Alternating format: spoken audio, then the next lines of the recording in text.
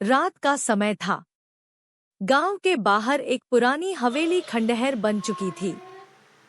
लोग कहते थे वहां से अक्सर रोने की आवाज आती है। कोई भी उधर जाने की हिम्मत नहीं करता था। गांव का एक नौजवान अजय पढ़ाई करके शहर से लौटा था। उसने गांव वालों से कहा, डरना नहीं चाहिए, ये सब अंधविश्वास हो सकता है।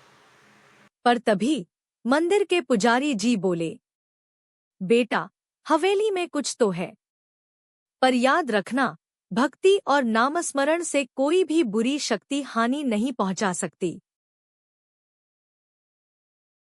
अजय और उसका मित्र हवेली में गए। अंधेरे कमरे में उन्हें किसी औरत की परछाई दिखी। अचानक ठंडी हवा चली और दरवाजा अपने आप बंद हो गया। दोनों डर गए। तभी अजय को पुजारी जी की बात याद आई। उसने हनुमान चालीसा की पहली चौपाई पढ़नी शुरू कर दी। श्री गुरु चरण सरोज रज, निज मनु मुकुरु सुधारी। जैसे ही उसने पाठ शुरू किया, अजीब आवाजें धीरे धीरे शांत हो गईं। अगली रात अजय ने सपना देखा। सपने में वही औरत रोती हुई कह रही थी, मुझे मुक्ति चाहिए, मेरी आत्मा बंधी हुई है। अजय डर तो गया, मगर उसने निश्चय किया कि वह इस रहस्य को सुलझाएगा। अजय ने हवेली की पुरानी कहानियां जाननी शुरू की। पता चला कि वहां एक जमींदार की पत्नी की हत्या हुई थी और उसकी आत्मा वहीं भटक रही है। अजय और उसके साथी ने निर्णय किया कि वे उस आत्मा की शांति के लिए राम नाम संकीर्तन करेंगे। हवेली में सब गांव वाले इकट्ठा हुए। दीपक जलाए गए।